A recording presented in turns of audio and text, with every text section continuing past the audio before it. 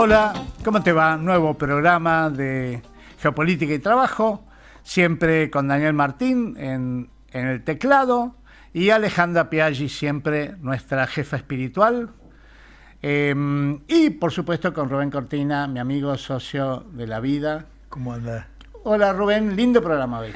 Creo que sí, vamos a entrevistar a alguien Andrés Malamud. Andrés Malamud. Andrés es politólogo, recibido en la UBA, y doctor en Ciencias Sociales por el Instituto Universitario Europeo, investigador de la Universidad de Lisboa. Él reside en Lisboa. En Portugal. En Portugal, sí. Y bueno, vamos a hablar con él, porque él yo tengo una definición de él en alguna entrevista que lo escuché, de algo mezcla de weberiano con gramsciano. Vamos a ver eso, qué resulta de eso, ¿no? Pero como todos... Y comediante. ¿Sí? ¿Comediante? Y él tiene un estilo que es muy desenfadado. Sí. Y tiene un libro, el último libro que escribió, que es definiciones políticas, pero en tono humorístico. Es un libro de humor, de comedia. Mira vos, no lo sabía. Y así que él combina esta cosa, esto que decís vos con...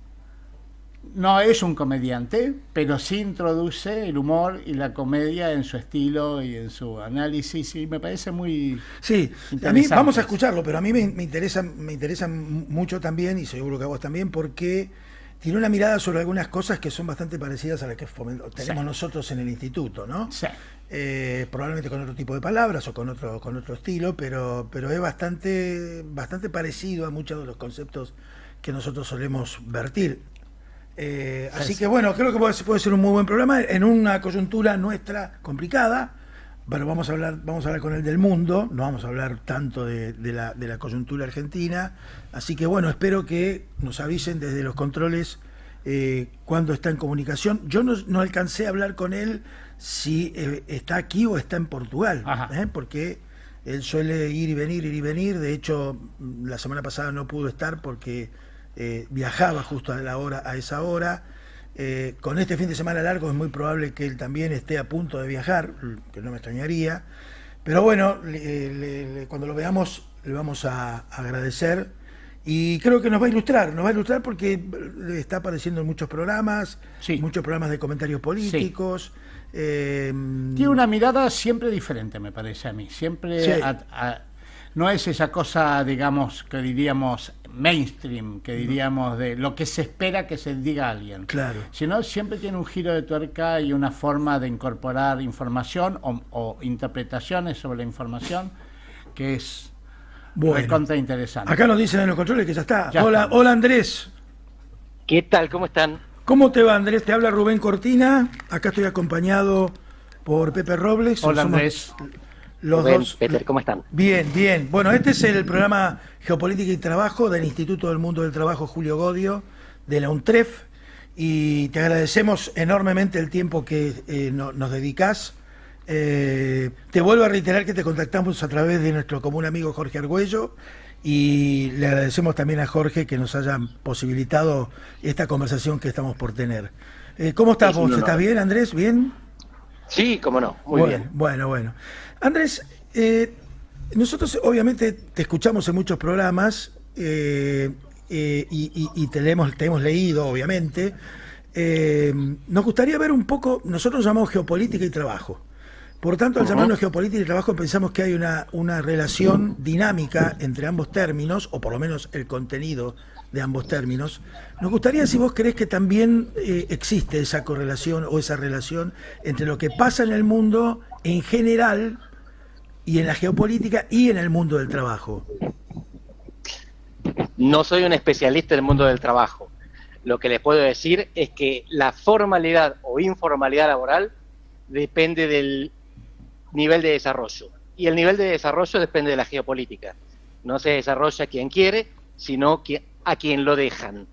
La prueba de esto es que los países desarrollados, después de los pioneros, que son Gran Bretaña y algunos de Europa Occidental, fueron de dos tipos: los herederos, como Canadá, Australia o Nueva Zelanda, o aquellos a quienes los pioneros consideraron geopolíticamente relevantes. Europa Oriental, Europa del Sur, Corea del Sur, Japón o Israel. A África no la desarrollaron. A América Latina no la desarrollaron. Y en África y en América Latina tenemos tasas de informalidad laboral que cuadruplican a las del mundo desarrollado. Así que veo una relación indirecta entre geopolítica, desarrollo y formalidad laboral. Interesante. ¿Tiene algo que ver lo que hoy uno podría decir, bueno, tenés Occidente y tenés Oriente? Hoy en día, en la actual coyuntura de confrontación comercial internacional entre el sudeste asiático y Estados Unidos, esta cuestión eminentemente geopolítica y económica impacta obviamente en el mundo del trabajo. Entendemos, supongo que vos también creés que es así. Sí, el proteccionismo aumenta los costos de los productos y puede generar inflación. Y esto es malo para los trabajadores, para los consumidores en general, para los trabajadores en particular. Pero ya no observo un Occidente unificado, ni tampoco un Oriente unificado, que nunca lo hubo. Occidente está roto porque lo rompió Estados Unidos. Europa ahora no solamente teme el abandono de Estados Unidos, sino su traición. Que Estados Unidos, estando dentro de la OTAN, no cumple el compromiso de defender a los demás. Y cuando fija aranceles, que él llama recíprocos, no son recíprocos. Se lo pone a todos los países por igual, incluso a los socios, a los aliados. Sí, claro. Y sobre todo, algunos con los cuales tiene superávit, como Gran Bretaña. Así que es falso que esto sea geopolítico y es falso que Occidente todavía exista.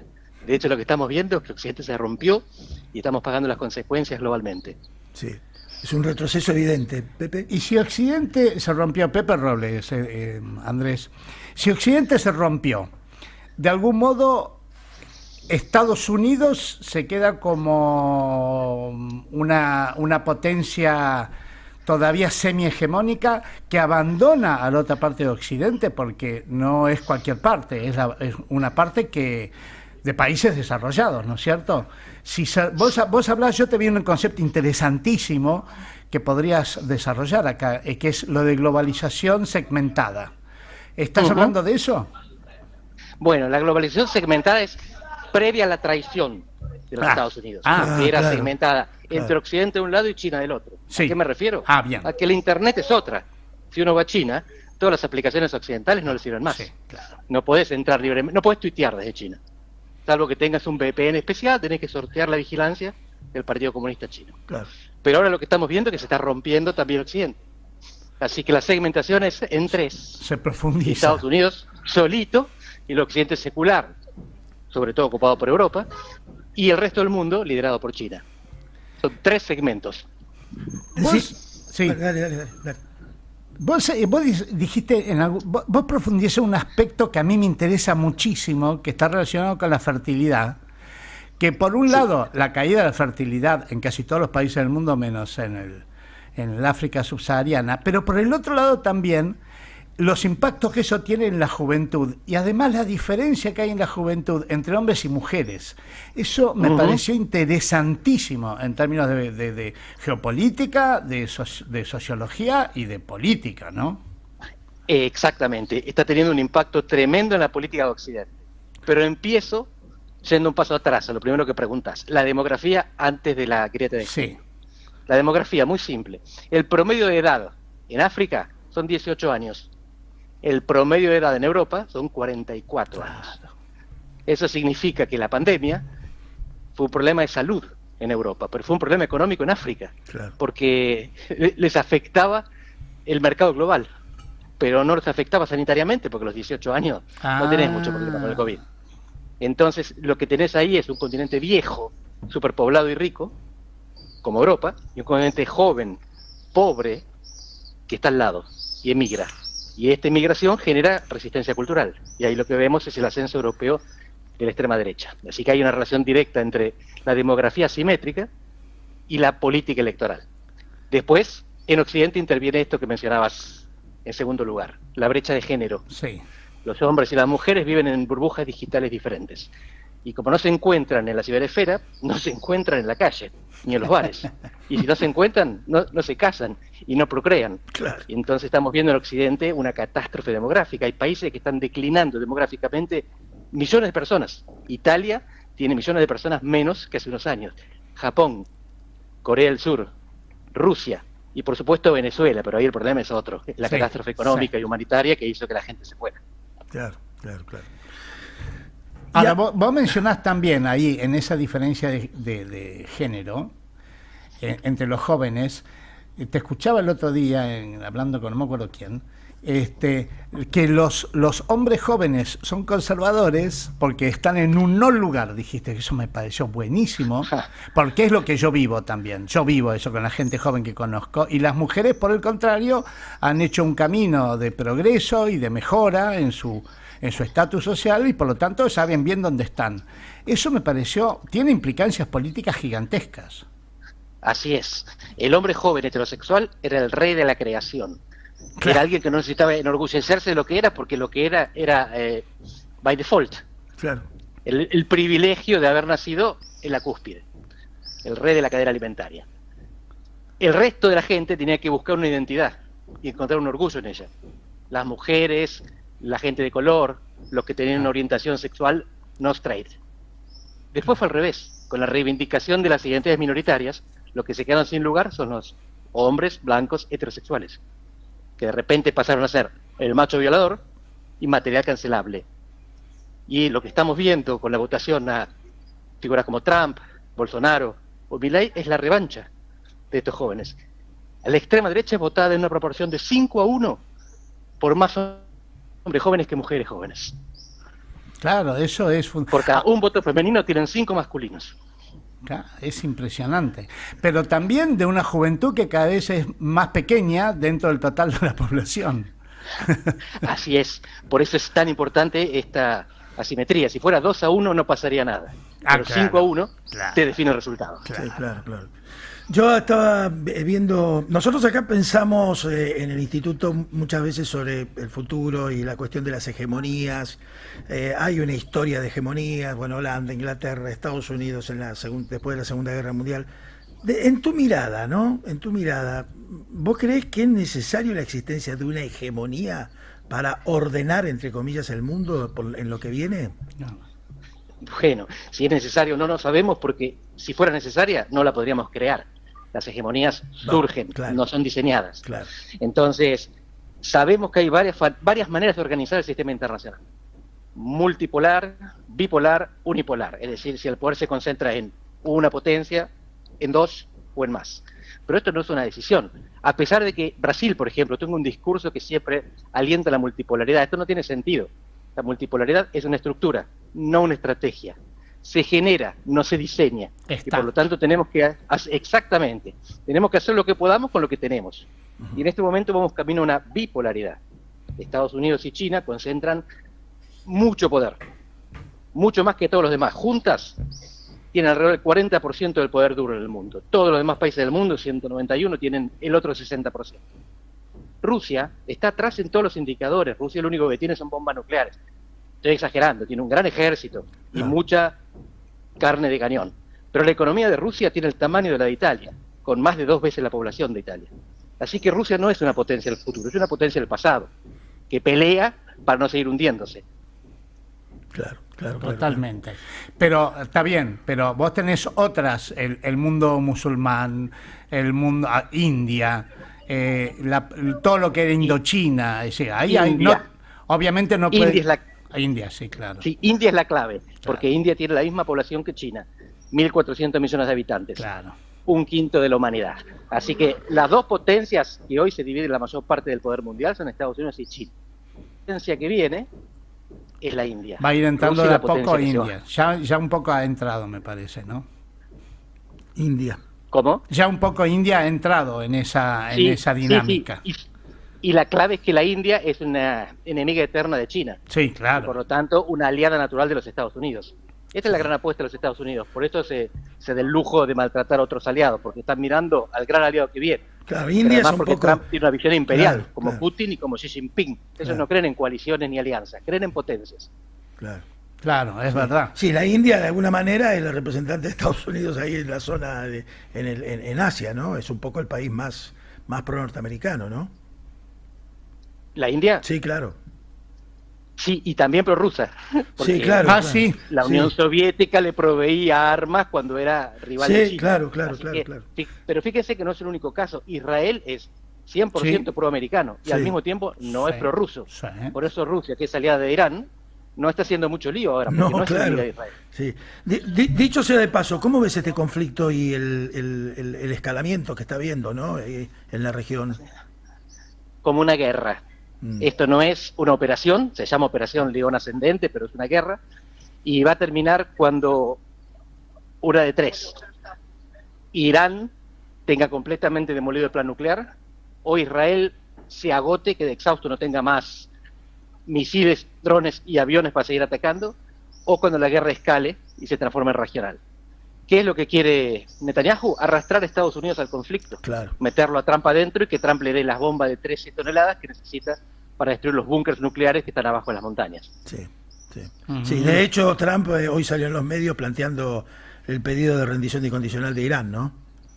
Exactamente, ayer tuiteó eso, Sí. y además dice que tiene las coordenadas de dónde está el Ayatollah, Jamenei, y que por ahora no lo van a matar, pero que en cualquier momento, Ah, sí. y en el tweet directamente dice, habla en inglés y traduce en inglés también para que quede claro. Take out, dice que es eliminar, y después dice kill, entre paréntesis, para que no queden dudas. Para que no queden dudas, sí, exactamente. Te cambia un poco la región, digo, porque no te quiero tomar tiempo, porque sé que estás justo con tu tiempo, ¿no? Eso es lo que me Exactamente, te agradezco. Vamos un poco a viajar a América Latina rápidamente. Yo sé que vos tenés tu tesis de doctorado en el tema Mercosur. Bueno, yo tengo la tesis de maestría en Flaxo también en el tema sociolaboral del Mercosur, así que es un tema que me interesa y nos interesa con Pepe, porque tenemos incluso un libro escrito en conjunto sobre el tema. ¿Cómo ves digamos, apostar al Mercosur? Todavía es una posibilidad para la región en términos de desarrollo, mayor comercio, mayor inserción en el mercado global, o el Mercosur, independientemente de las decisiones de los gobiernos, independientemente de las decisiones de los estados, porque es interestatal, está parado y va a estar parado por mucho tiempo. Las dos cosas son verdad. Bien. Primero, el Mercosur no es muy importante. Segundo, es mejor tenerlo que no tenerlo. Claro. Y no importa lo que pienso yo. Vamos a ver qué piensa Javier Milei. Milei ya dijo que está alineado incondicionalmente con dos países, Estados Unidos e Israel. Y imita todo lo que hace Trump. ¿Qué hizo Trump? Sacó a Estados Unidos de la Organización Mundial de la Salud y del Tratado de París sobre Cambio Climático. ¿Qué hizo Milei? Sacó a Argentina de la Organización Mundial de la Salud, pero no del Tratado de París sobre Cambio Climático. ¿Por qué? Porque es un requisito para firmar el acuerdo Mercosur-Unión Europea. Es decir, el propio Javier Milei, que odia al Mercosur y no le simpatiza a la Unión Europea, considera que vale la pena mantenerlo y firmar el acuerdo, y para eso está dispuesto a no imitar a Trump en algo que para Trump es fundamental, como Sí, claro. negar el cambio climático. Sí, claro. Fíjate hasta dónde llega el aprecio que tiene Milei, que es un Mercosur escéptico, por el Mercosur, como mejor tenerlo que no tenerlo. Sí. Es un drama el tema de la organización internacional con Trump. Ayer yo estuve en la OIT en Chile y me decían que bueno, el presupuesto 25-26 está garantizado, pero está casi seguro decidido por el Consejo de Administración que Estados Unidos está por desfinanciar la OIT también, ¿no? Ya, digamos, sí, con la idea de desfinanciar los organismos dependientes del sistema de Naciones Unidas, ¿no? Y ya vació la Organización Mundial de Comercio. Sí. Pero esto no fue Trump, fue Estados Unidos pre-Trump. Pre-Trump, sí, Importa antes. destacar acá que Trump es un gran loco, pero el daño lo viene haciendo Estados Unidos claro, desde antes de elegir por sí, segunda vez a este presidente. Sí, Lo que exactamente. estamos viendo es que Estados Unidos deserta del orden internacional que fundó, Exacto, porque piensa que este orden lo perjudica. sí, sí. O sea que estamos en tierras movedizas, ¿no? Estamos en tierra movediza y estamos moviéndonos para hundirnos. Estamos haciendo todo lo posible para no poder salir. Bueno, por lo menos eso es lo que está haciendo Estados Unidos. Pepe, tornando las cosas peores para el mundo y peores para sí propio. Sí, Pepe te va a hacer una última pregunta, así te liberamos, Andrés. Sí, no, me Dale. llamaba la atención, Andrés, y muchísimas gracias por esta comunicación. Vos titulás por ahí un capítulo que tenés en América Latina, usás 3 palabras: dependencia, desacople y dispersión, que me parece excelente para abordar América Latina, pero me interesa toda, porque dependencia y desacople, bueno, hay, sobre todo dependencia, hay mucho trabajado en eso, excelente también, Sí. pero dispersión, vos usás la palabra dispersión, que me parece fundamental y sobre todo para los próximos años, ¿no es cierto? Desarrolla un poquito eso y qué podríamos hacer desde el punto de vista latinoamericano para atenuar esa dispersión. ¿Cómo no? Te sintetizo las tres. Dependencia significa que, aunque gobernemos bien, si el mundo no nos ayuda, nos hundimos. Claro. Si las commodities bajan y la tasa de interés sube en Estados Unidos, no hay presidente que resista, aunque sea El más un Fórmula popular 1. del mundo. Exactamente. La segunda, desacople, es entre la economía y la seguridad. Ajá. La economía está cada vez más globalizada, la seguridad está cada vez más regionalizada. Claro. Entonces necesitamos coordinarnos regionalmente para defendernos del narcotráfico, pero no para crear mercados, porque el mercado está fuera de la región. La amenaza está dentro, el mercado está afuera.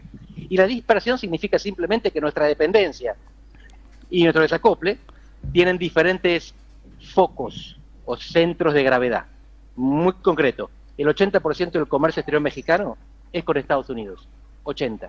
Solo el 10% del comercio exterior brasileño es con Estados Unidos, pero el 40% es con China. Así que Comercio no tenemos intereses comunes en intrarregional. América Latina. Claro, claro, claro. El intrarregional es minúsculo. Brasil tiene 4% de comercio con Argentina y 40% con China. Claro. Nada. Y 10 con Estados Unidos. Así que Argentina puede hacerle daño a Brasil. Si nos desestabilizamos, les complicamos las cosas. Además, ellos tienen una industria poco productiva que solo nos pueden vender a nosotros. Autos, por ejemplo. Claro. México le vende autos a Estados Unidos. Sí, sí, sí. Está en otro nivel. Pero a su vez, súper depende de Estados Unidos. Claro. Estados Unidos es su promesa y es su maldición.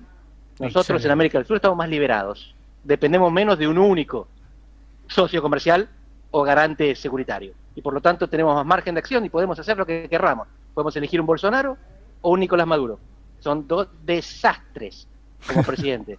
Y sin embargo tenemos la libertad de que nadie nos haga un golpe de Estado. Porque Sí, no le importamos claro. demasiado a nadie. Tenemos libertad, pero eso no significa que vamos a tener prosperidad.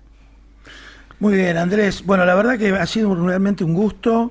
Espero que en un tiempo podamos sentarnos aquí en Buenos Aires a tomar un café. Tengo entendido que estás en Lisboa, no sé. Así es. Bueno. No sé si escuchan el ruido de fondo, estoy en Alfama, que es un barrio como el San Telmo en Buenos Aires, el barrio del Fado, como San Telmo es el barrio del tango, y hay fiestas populares, porque acá en junio Qué fiesta de la lindo. sardina, hay guirnaldas, hay música al vivo, así que espero que el ruido no se moleste. No se oyó nada. No se oyó nada y te escuchamos con claridad y te volvemos a agradecer enormemente y te comprometemos para tomar un café cuando andes por acá. Dale.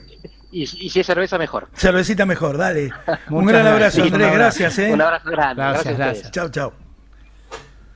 Bueno, muy interesante. Muy, Bueno, Y siempre una serie tiene- de datos, me parece, conceptualmente, algunas cosas habíamos escuchado, pero tira tanta información a veces Sí, que sí, viste. es difícil de Tipo ametralladora. Sí, claro, es difícil de concentrarse en todo, ¿no? No es que sea, yo te dije a vos por teléfono, mirá que él tiene respuestas blanco y negro. No, no es que sea blanco y negro, es que es muy tajante. Sí. Es decir, no es blanco y negro, al contrario, hay algunas cosas que las deja. Es decir, bueno, veremos qué pasa. Sí, yo creo que una cosa que me parece un muy buen método, no habla tanto del futuro como del presente, es lo que está, ¿viste que dijo? Sí. Es decir, si hoy están Trump y Milei, bueno, Trump y Milei están haciendo esto. Ahora, ¿qué va a haber mañana? Ahí nadie sabe, por ahí no están más Trump y Milei en 2 años y por lo tanto tomará otro camino o un camino diferente o entrarán otros tipos de actores y otro tipo de lineamientos. Muy interesante también lo que dijo sobre las hegemonías. El otro día lo hablábamos este tema, ¿te acordás? Sí. Para nosotros tenemos la idea aspiracional de que sea un mundo sin hegemonías, que existan potencias, países más fuertes que otros, pero no necesariamente hegemónicos. Bueno, eso es política Es lo pura. que es. Esto es lo que es. Eso es realismo político. Realismo político, Es la sí. escuela realista. Sí, es sí, decir, sí. si hay una hegemonía, hay una hegemonía. Sí, claro. Y Absolutamente. es decir, no lo puedes cambiar eso si es hegemónico. Puede aparecer otra hegemonía que la anule o puede aparecer una cantidad de poderes múltiples que disminuyan esa hegemonía. Pero otra vez es la escuela realista. Es decir, no ficcionalizar, no transformar el deseo en realidad. Sí, la aspiración en realidad, claro. Claro. Sí. Claro. Sí. Eso Que no quiere decir que la acción política no sea importante la acción política colectiva en todos los terrenos. No, claro. Donde se realice, ya sea en un partido político, en una organización popular, en un sindicato, en donde fuere, tendiendo a lo que uno aspira, pero la realidad es unívoca, no hay forma de... Y la situación de América Latina la situación de América Latina compleja. Sí. Los últimos datos que dio respecto a las diferencias entre el comercio entre Argentina, entre Brasil y México es grave. No podés construir una alternativa latinoamericana, no para competir con nadie, sino para tener un mayor rol en el mercado internacional, en el mercado global, si no tenés estos tres medianamente juntos en algunas cosas que los caractericen. Pero ahí viene la realidad. México está al lado de Estados Unidos. Dato imposible de no reconocer como importante, claro. ¿no? No necesariamente es malo para América Latina. Eso. No, tampoco es malo para América Latina. Porque nosotros estamos al lado de Brasil. Bueno, sí. Por algo... Porque un poco, a ver, vos no podés cambiar cosas que son objetivas. El mercado mundial está en Asia. Sí. Por tamaño económico y por tamaño de población. Y a eso se le suma Europa y Estados Unidos por poder adquisitivo. Vos no vas a meter a Argentina, a América Latina en el mercado mundial. No. Va a seguir siendo siempre marginal. No. Eso no lo vas a modificar mucho, no se puede modificar. No. Lo que sí puedes hacer es que se iba mejor. Claro, que mejore, claro. Que la gente iba mejor. Claro. No sos... Porque, ¿cuál es el objetivo de ser... de participar de la hegemonía? Es un objetivo... Sí. Parte de lo de Milei es tratar de ser eso, ¿no? De que Argentina, al asociarse con Israel y con Estados Unidos, está en el centro del mundo. Pero Argentina no va a estar en el centro del mundo porque vos decidís claro. Seguir a rajatabla a Israel y a Estados Unidos. Entonces, el objetivo de fondo es que la gente esté mejor. No hay otro criterio. Y la gente puede estar mejor siempre. Sí, seguro. Incluso con cosas como el Mercosur, ponerle vos, o la unidad latinoamericana, la tan mentada unidad latinoamericana, de la que tanto se habló desde el punto de vista de la simbología y la historia, etcétera, etcétera, se puede mejorar. Y puede mejorarse la vida de la gente. Claro. Sin necesidad de que vos estés permanentemente enfrascado en querer mejorar un Mercosur que no mejora, ¿no? Porque hay un dato interesante en lo que dijo. A ver, si nosotros estamos viviendo una realidad en donde ya Estados Unidos no tiene el poder para darte golpes de Estado, y por lo tanto para condicionarte muy fuertemente tu vida política, ganas independencia. Y si ganas independencia, podés al mismo tiempo generar políticas de distribución, porque el gran problema de América Latina es la distribución, por lejos. Sí. Por lejos. Sí, claro. Es la zona con los peor altos niveles distribución de del concentración mundo. económica. Claro. La diferencia entre ricos y pobres acá es máxima. Por lo tanto, vos podés... porque vos no vas a cambiar el orden mundial. América Latina no va a cambiar el orden mundial. No. Si nos atenemos a lo que dijo Malamud, que es muy realista. Entonces, el objetivo es generar situaciones de distribución que no tengan esa maximización de la riqueza que hay acá. Y por lo tanto, extremás la pobreza. Claro, tenés más pobreza de la que podrías tener. Claro, todo lo que sea minorar la concentración favorece una mayor distribución. Si todo lo que la política enfocada allí es positiva. Si no, de hecho, gana la concentración. De hecho, la realidad te marca que te gana la concentración. Claro. Esta es la realidad. Cuando hay política... Claro, cuando hay política, atenuás que es la única manera, por otro lado. Así es. Es la única manera, porque la riqueza... Bueno, la política también puede extremar la riqueza. También. En este momento, en Argentina, claramente hay una decisión política de aumentar la parte... Yo le voy a poner plata a ustedes en el bolsillo, dijo Milei concretamente. Sí, dijo, claro. El Estado... Él, que es el Estado, Sí. le va a poner plata en el bolsillo a los más ricos. Sí, señor. Es decir, que ahí hay una política concreta Sí. en ese caso, la política aumenta la riqueza. La riqueza. Sí, la concentración, claro. Hablando de Milei y la riqueza y el país, hoy es un día Aclaremos. muy importante, ¿no? Aclaremos. Sí, estamos viviendo... Sí, estamos en un momento... ¿Hoy es 18? Sí, 18. Hoy es 18. Hoy 18 de junio, miércoles 18 de junio, es el día que Cristina Fernández de Kirchner tenía que ir al juzgado a notificarse y surgió bastante espontáneamente una gran manifestación popular para acompañarla desde su casa al juzgado y del juzgado a su casa, de casa al juzgado y del juzgado a casa. Sí, si uno analiza este tema de las movilizaciones callejeras... Pero aclarémoslo, sí. Surgió y finalmente el juzgado, ante semejante posibilidad de manifestación popular, decidió suspender la comparecencia de ella y la notificó digitalmente, lo cual lo podría haber hecho desde el principio porque es lo que se hace en todos los juzgados, en todos los juicios. Había decidido intencionalmente hacerla ir a Cristina para que fuera esposada y que todos los medios de comunicación la fotografiaran esposada. Sí. Y bueno, la manifestación popular le hizo torcer el brazo a la justicia y la justicia decidió notificarla virtualmente y de todos modos se hizo una gran manifestación. Estamos en este momento a pocas cuadras de esa gran manifestación en Plaza de Mayo. Sí, en realidad, si uno compara las manifestaciones y las movilizaciones callejeras desde el principio del gobierno de Milei hasta hoy, muchas de ellas fueron muy temáticas, es decir, circunscritas universidad, al tema laboral, LGBT, universidad, LGBT, mujer, jubilados, el 24 de marzo, etcétera, ¿no? Jubilados. Y en ellas generalmente había un patrón que era que la organización que representaba la temática, ¿no?, era la que ponía mayor cantidad de cuerpo a la cosa. Sí. No es así hoy. Claro, es verdad. No es así. Yo he visto reportajes a gente caminando sola, que vienen que por la democracia, vienen por muchas cosas. Pero casi todo tiene en común el tema de venimos a apoyar. No hay un sector que esté monopolizando, claro, exactamente. Y es enorme. La 9 de julio, la Plaza de Mayo, las 2 diagonales, Avenida de Mayo, es enorme. ¿Qué pasará políticamente con esto? Y va a impactar mucho. ¿Cuál es tu visión? A ver, hay una cosa que no podés dejar de comparar. Se parece mucho al 17 de octubre. Sí. Mucho.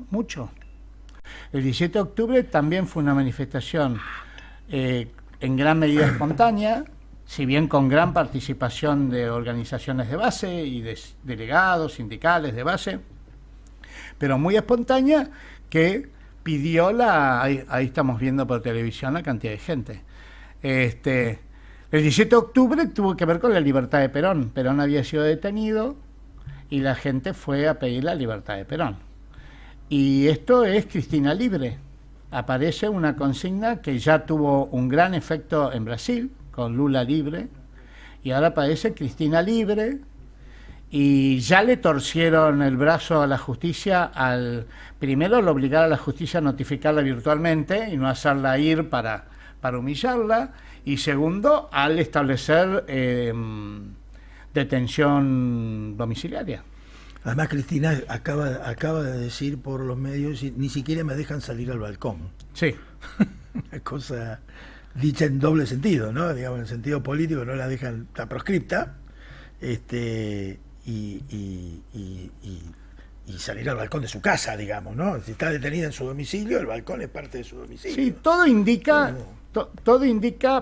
A ver, hay un gran parentesco con todo lo que está sucediendo en América Latina, porque este tipo de proscripciones ya sucedieron en Brasil, sucedieron en Ecuador, sucedieron en Perú, en Bolivia. Es decir, hay una constante en América Latina de proscripciones. El juicio lo han analizado el actual ministro de Justicia, no sé si viste.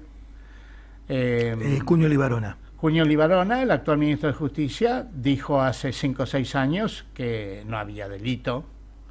Es decir, los comentarios sobre como mínimo la gran irregularidad del delito no vienen solamente de sectores peronistas, sino de muchos sectores antiperonistas, que ven una gran irregularidad, como mínimo una doble vara gigantesca. Mínimo eso. A ver, no nos olvidemos que la Argentina hace 20 años echaron a un gobierno, el gobierno radical, por el nivel de corrupción fenomenal que tenían, que se vayan todos. Ahí estaba De la Rúa, ahí estaba Patricia Bullrich como ministra, ahí estaba Schwarzenegger como como ministro. Es decir, hubo una... mucha de la gente que hoy está en el poder debió irse corriendo por el nivel de corrupción. Entonces, como mínimo hay una doble vara, porque finalmente terminan condenando a una persona que no fue parte de esos corruptos que fueron echados.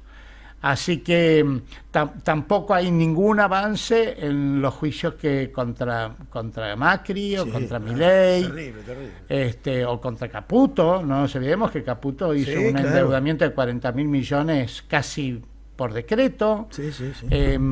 Entonces, doble vara seguro. Y política, claramente tiene un contenido político, porque vos ves los comentarios en los medios de comunicación y en los dirigentes políticos, y el fallo está más dirigido contra el peronismo que contra Cristina. Sí, totalmente.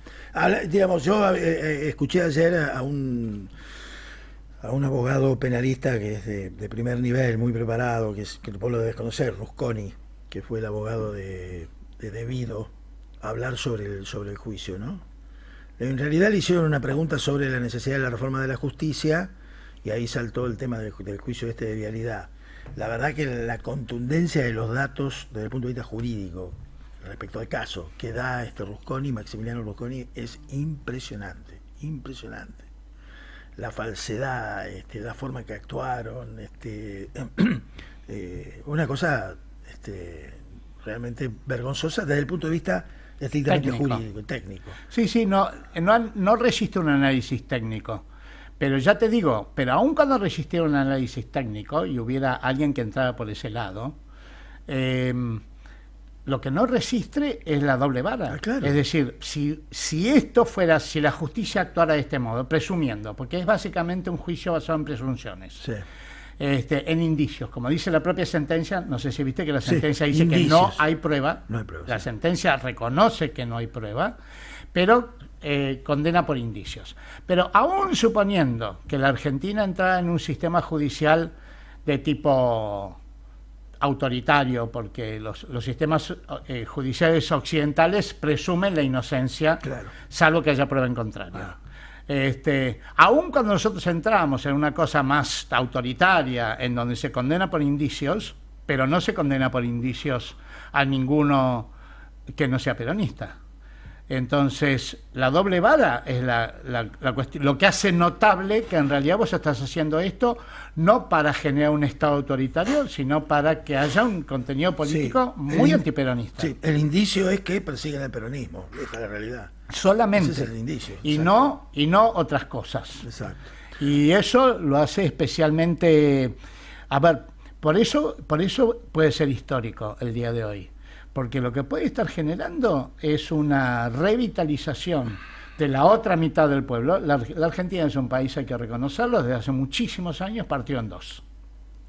El balotage, que fue un invento de Lanuse, ¿sabías? Sí, claro.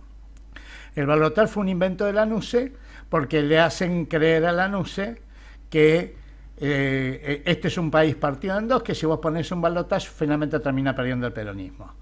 Y Menem fue lo suficientemente inteligente como para bajar el balotage al 45%, y el peronismo varias veces llega al 45%, y es más difícil llegar al 50%. Claro.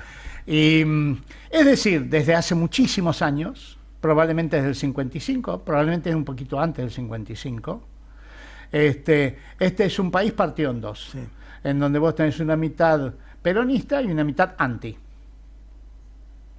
que no es pro algo, sino que es anti, que son todos los demás. Así es. En una situación de esas, vos lo que estás haciendo es revitalizar a la mitad perseguida, y ojo, que eso es explosivo. Claro, yo te iba a decir, porque en las últimas horas, antes de que ella empezara a incumplir hoy la condena, ayer, en algunos medios, algunas de las preguntas eran, bueno, ¿qué va a pasar con el peronismo? ¿Esto va a revitalizar el peronismo, va a unirlo más. ¿Qué va a hacer Cristina desde su prisión, concretamente en su casa? ¿Cuál va a ser el papel que va a jugar ella? Si la lapicera, si la no lapicera. Bueno, lo real es que si Cristina está inhabilitada, con esta movilización empieza un resurgir de no sabemos qué, algo. Digamos, de la otra mitad, del peronismo, claro. Porque me parece que ese sueño de que la gente no piense, no tenga ideas de justicia social, digámoslo así. Sí. Digámoslo así. Sí. En Argentina, en algunos países la justicia social fue llevada adelante por el Partido Socialista, en otros lugares por los partidos demócratas, por los partidos socialdemócratas, por los partidos comunistas. La justicia social es un valor popular, así digámoslo. Bien, hay un sector del país que piensa que la otra mitad puede dejar de pensar, dejar de ser, y ser todo pensamiento único de derecha. Eso es absurdo. Nunca va a pasar eso. Nunca va a pasar. Lo que vos podés tener es convivencia en un país, pero nunca vas a tener pensamiento único. A ver, en nuestros propios amigos, vos conocés gente que es más solidaria, más altruista, y gente que es más egoísta y está más en su negocio personal. Gente que es más social, más de justicia social, y gente que es más egoísta. Exactamente. Bien, nunca va a haber alguien que sea todos de justicia social, todos de... No, y la expresión política de eso ha sido la historia del peronismo. El peronismo nunca fue solo, el peronismo siempre fue con frentes. En Argentina el peronismo. Siempre fue con frentes desde el año 73, siempre fue tratando de sumar al resto de partidos políticos que se pudieran sumar, lógicamente respetando que era el movimiento mayoritario y que es el movimiento mayoritario. Pero siempre fue frentista el peronismo en ese sentido, tratando de expresar la mayor cantidad de gente posible en su propuesta. De hecho, el Partido Conservador Popular en la década del 70 integra el Frejuli, es decir, hay toda una historia. Es imposible pensar que vos tengas un país que sea solo de derecha, que todos sean de derecha. Claro. No sé, pensá Estados Unidos, pensá Francia, pensá España, pensá Italia. Es decir, vos nunca vas a tener un 100% o un 90% de derecha y que lo otro sea una izquierda marginal, tipo trotskista. Entonces, ¿qué vas a hacer? Vas a reemplazar el peronismo con trotskismo. Ellos sueñan eso. Que los que hoy son peronistas, sí, la semana que viene a ser trotskistas. Sí, no existe eso. No existe. ¿Y vos cómo pensás que va a evolucionar, que puede evolucionar esto? Por ejemplo, el tema, por ejemplo, de Kicillof, que es un tema, ¿no? Esto va a evolucionar, y ahí me parezco a Malamud. Esto va a evolucionar en función de la economía. Es la economía, sí, estúpido. Claro. Mientras la economía siga como hoy, con la inflación bajando y el dólar gratis, sí, y eso va a dar muchos votos al gobierno que sea. Eso le hubiera dado votos incluso a Martínez de Oz. sí. Pero eso es insostenible. Todo indica hoy que eso está sostenido en base a endeudamiento. Ya se han comido lo que puso endeudamiento feroz. Yo me acuerdo de haber hablado con economistas que decían que no se ilusionen porque la plata del fondo no va a alcanzar. Entonces es como que vos que ganás 500.000 pesos estás teniendo un nivel de vida porque estás gastando 1,5 millones de pesos con tu tarjeta de crédito. Claro. Entonces, para tus conocidos, vos tenés guita, porque sí, pagás con tarjeta, pero en algún momento vas a tener que pagar esa tarjeta. Claro. Esto me parece que, entonces, el día que haya que pagar la tarjeta de Milei, que es la nuestra, porque sí, él usa la nuestra. Sí. Y muy probablemente estalle. No se sabe porque futuro, quién va a ser futurismo, pero si estalla, ellos mismos crean la alternativa. La alternativa ya estaba, porque siempre la alternativa es el peronismo. Pero vos con esta medida unificaste la alternativa. Claro. Y por lo tanto, de algún modo, estás poniendo en primera fila, en el momento que haya una crisis económica, que haya una gran alternativa presente. Están los intendentes, los gobernadores, Kicillof, la gente. Massa. La gente. Sí, todos, claro. La gente. La CGT terminó convocando. La gente. Claro. La gente. Entonces, porque no hay otra alternativa a Milei. Si vos lo pensás, esto que está sucediendo hoy, liquida a Macri y al PRO. Los pone en el fondo del fondo, prácticamente como movimiento sin relevancia alguna. Malamud dice eso. Malamud dice que en la actual realidad argentina política, todo esto que está pasando implica la desaparición del PRO como partido. Por lo tanto, entonces si hay una crisis del mileísmo, lo único que queda en pie es el peronismo, que a su vez esto ha consolidado, lo está consolidando. Lo está consolidando, exactamente. Si eso hará bien o hará mal, porque seguimos teniendo ese problema del país dividido en dos, que va para un lado y para el otro, en donde hay una mitad del país que quiere que la otra mitad desaparezca. Te pongo una perlita que acaba de aparecer en los medios, creo que es una solicitada o algo por el estilo de la UOM, pidiéndole al Consejo Directivo de la CGT de salir con más fuerza, hacer asambleas en las regionales y claro, huelgas y toda una serie de cosas que hay que ver esto cómo se manifiesta al interior de la CGT, donde conviven varios sectores, ¿no?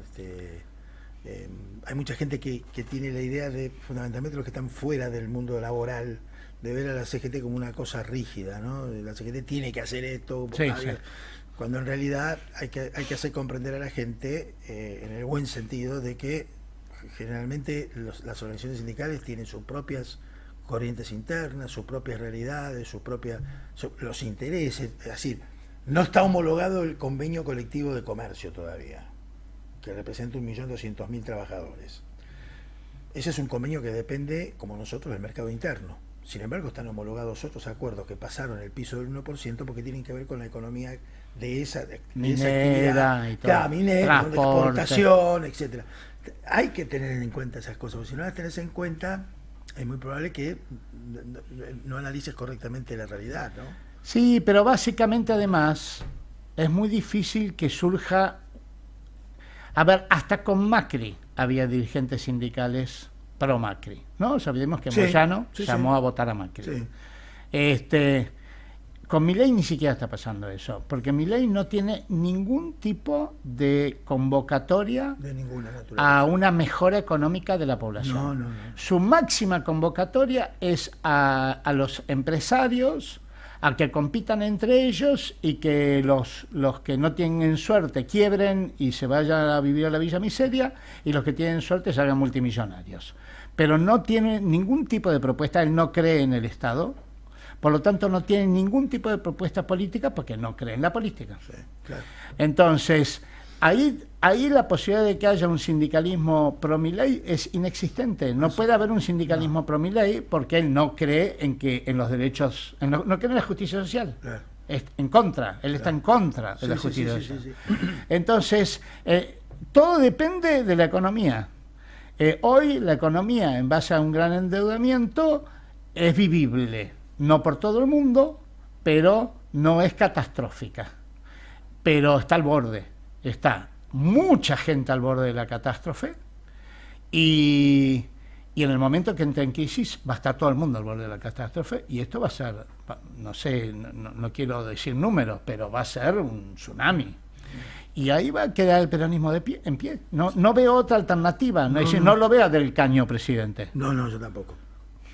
De todas maneras, ellos fueron a verla a Cristina. No, está bien, pero son el 2%. Sí, yo no veo, yo tengo muchos amigos y amigas jóvenes y conocidos, claro. Y no es el trotskismo, y no es que yo esté haciendo una cuestión ideológica, sino un poco lo que decía Malamud, lo que es decir, la gente no es trotskista, pero no es trotskista, habrá un 2%, un 3% trotskista. La mayoría de la gente que cree en la justicia social es peronista, sí, claro, de todas las corrientes que te puedas imaginar. Pero bueno, es una situación. Vamos a ver qué nos depara el miércoles que viene, ¿no? Y bueno, hay que analizar bien la realidad. Sí, ya te digo, para mí, mientras la economía siga relativamente estable sobre la base de endeudamiento, es el pibe que sale todos los viernes con la tarjeta de crédito y todavía no se la cortaron. El tema es que no se la corten. Claro. Hasta que no se la corten, hasta que no llegues a pagar y el tipo te la corte con la tijera. No, flaco, está bloqueado. Más o menos, porque el poder te da ese manejo. Más o menos vas a controlar. me parece a mí. Sí. Pero con una alternativa, que hoy se generó. Vi mucha gente en la marcha viniendo para acá y en los medios, mucha gente suelta, por ejemplo, del Gran Buenos Aires, no del Gran Buenos Aires, por supuesto, pero zona norte. Sí, tiene similitudes. También hablábamos del 7 de octubre, tiene muchas similitudes en muchos aspectos, salvando las distancias, con la muerte de Néstor, que también generó ese brote así de gente viniendo en parejitas, que vos no sabías de dónde salía y que nadie se imaginaba que estaba y que sorprendió. Esto creo que sorprendió también. Esto sorprendió. Todo el mundo se imaginaba a una Cristina humillada, y a un peronismo humillado porque una peronista estaba presa por chorra. Sí, y mucha gente no comprometida políticamente que no hace la gran diferencia entre kirchnerismo y peronismo.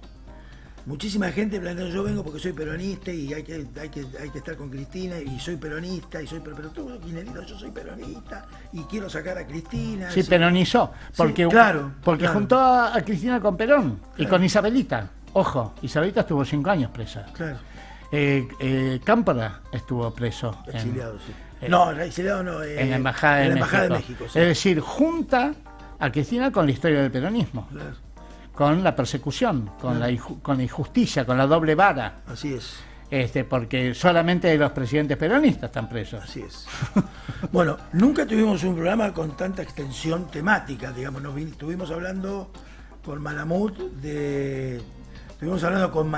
del mundo y sus alrededores. Así es. Y terminamos comentando este día que aparentemente va a terminar siendo un día histórico, con una movilización de muchísima gente en la calle. Y con la expresidenta Cristina Fernández de Kirchner presa en su casa, que según ella dice, ¿puedo salir al balcón o no puedo salir al balcón? Ya veremos. Veremos. Bueno, así que seguimos el miércoles que viene con otro programa. Muchas gracias, Daniel, muchas gracias, Alejandra. Gracias, Alejandra. Rubén, nos vemos en la próxima. Nos vemos. Hasta pronto.